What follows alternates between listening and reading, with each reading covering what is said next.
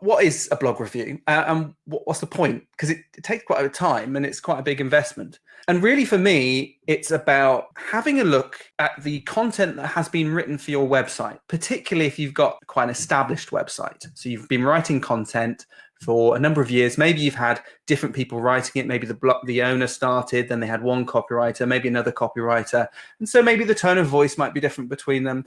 Maybe some of the articles just aren't very good. They're not relevant anymore. I mean, there's lots of reasons. I was looking at it particularly from a search engine optimization point of view. So I wanted to make sure that where possible, the majority of the content on the site was doing a job, whether that be bringing people in externally, allowing people to link to great content and find great content through search engines, or be part of the sales process, be something that Alex can use when he's talking to people, and to demonstrate his credibility and capability on what he can do.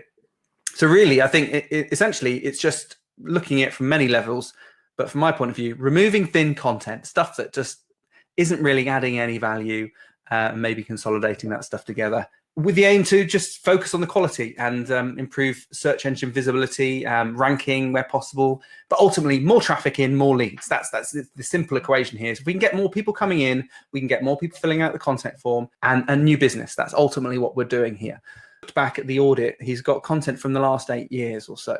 It certainly has been that amount of content, and there's a lot of posts on there, some of which are quite valuable in search. They've got a lot of traffic coming through, but they could be improved. So it's basically just taking a step back from that viewpoint. What about from your point of view? How did I convey that to you, Catherine, in terms of the importance of doing this? What was your takeaway from doing it? Yeah, I mean, I think it was exactly that. It was improving what was out there and taking stock, saying, actually, what is it on, what have we blogged about in the past 8 years?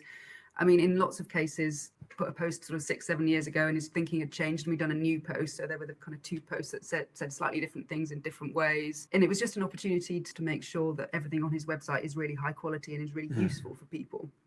So it was just applying that thinking to the blogs to make sure every single blog was something useful and valuable and worth your time reading it. Yeah, absolutely. Yeah. So let's have a look. This is just a very quick screen grab of the blog itself. It doesn't show the depth of the articles, really. There's a lot of them. And in fact, we went through 2 revisions of how the blog looks. One initially when the whole design changed about maybe 3 years ago. And then another bit more recently this year, where there was so much content that not only did the review sort of go through and highlight what was there, but also the fact that we needed to bring some of that to the surface. So actually we increased the number of categories shown on the front page here. So there's quite a bit of depth, and I think there are more categories than that, but it basically helped refine those categories down. And then also picking out key articles that we want people to read. We've labeled them as popular. I mean, that's not strictly true, but they are popular, but they're manually picked by us in terms of the ones we want people to look at. But there's lots of articles in each of those different sections. So it's quite a big undertaking in terms of reviewing that. So I'm just going to talk through sort of my process, the technical side of it, how I gather the data together. Then I'll hand over to Catherine, who will talk about sort of the more creative side of it. So collecting the data was, in some ways, quite straightforward. I mean, collecting data is not difficult. It's very easy to get data from lots of different places. The difficulty is trying to mash that together in a way that becomes useful to you. So I'll just try and explain my process here. Some of it gets a little bit technical, so I'm not expecting you necessarily to do it, but it might help if you understand that process and you can take from it what you will. So I initially just wanted to look at the last 2 years. So rather than looking at all sort of data, and by data I mean Google Analytics, stats, visitors, looking at search traffic on Google itself, I only wanted to look at data over the last 2-year period. So I've got, so we weren't working with too much. And we're looking at information that's relevant as well.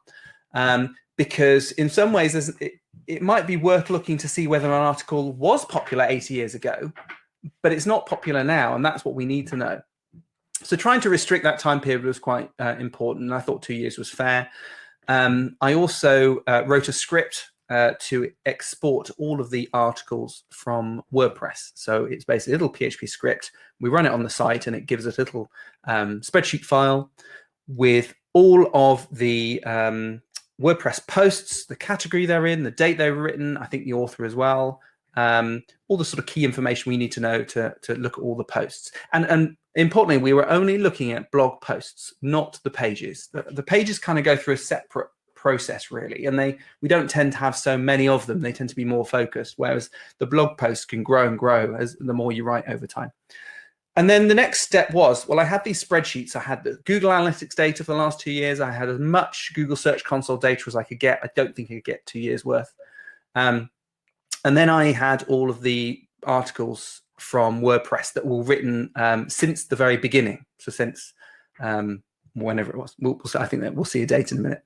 And I needed to marry those up together. So I needed to have a spreadsheet that not only showed all the different URLs for the posts, but also showed the data against each one, so we could determine how they worked. And basically, the key thing I wanted to do is find the low performing ones and then review the ones that are getting a lot of traffic and seeing if they can be improved, and then basically see if there's any consolidation, merging, and other stuff that we can do. So let's have a look at the initial spreadsheet. So this is the merge spreadsheet once I'd finished, and I'll just walk you through it. It's just we use Google Sheets. Oh, forgive me. We're having I don't know if you can hear it. We're having a fence put in, so there's a little bit of drilling going on. Hopefully you can forgive that.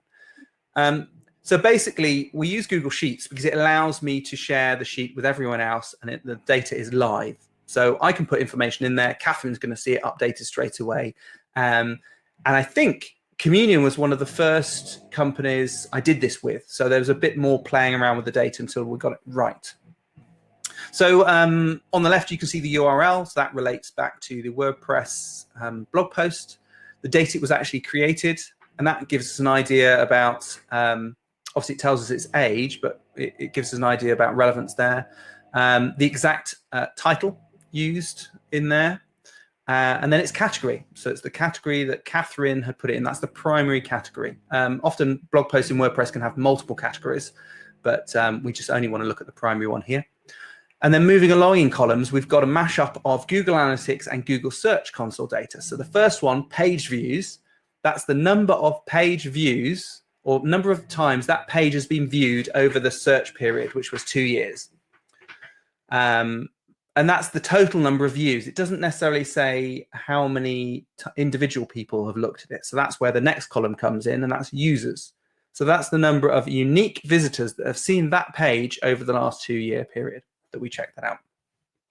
And then there's a pages per session number, which actually I don't think we used in the end, but it gave an idea about how valuable that page was in generating more page views.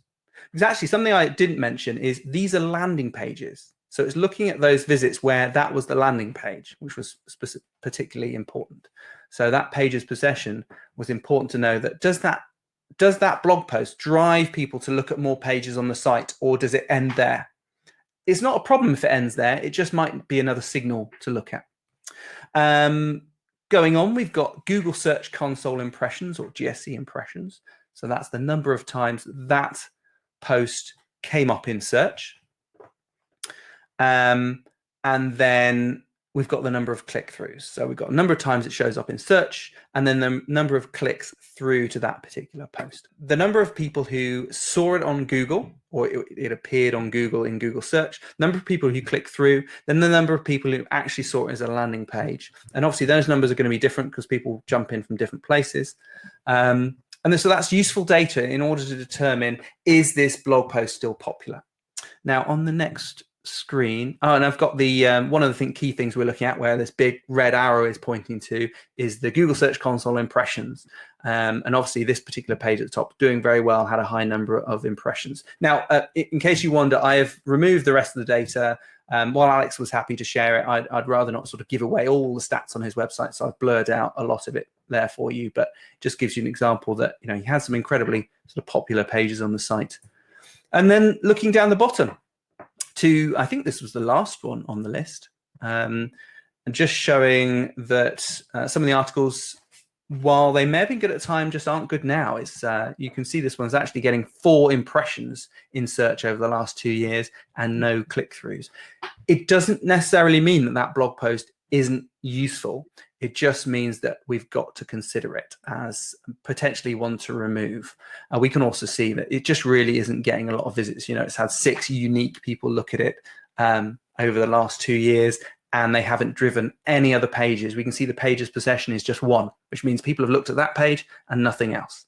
So it's a good example of maybe one page that can be trimmed out. It just might not have be relevant for anyone anymore. If you found this podcast interesting, then you might like my marketing club. You can join for free to receive regular tips and advice so you can become more effective in marketing your business. Pro members get access to my live webinars every single month, along with all the previous webinars I've done. It's about 2 years worth now. There's even a podcast version that you can listen to while you walk the dog. You can find out more by visiting ratherinventive.com/club. That's ratherinventive.com/club. Bye for now.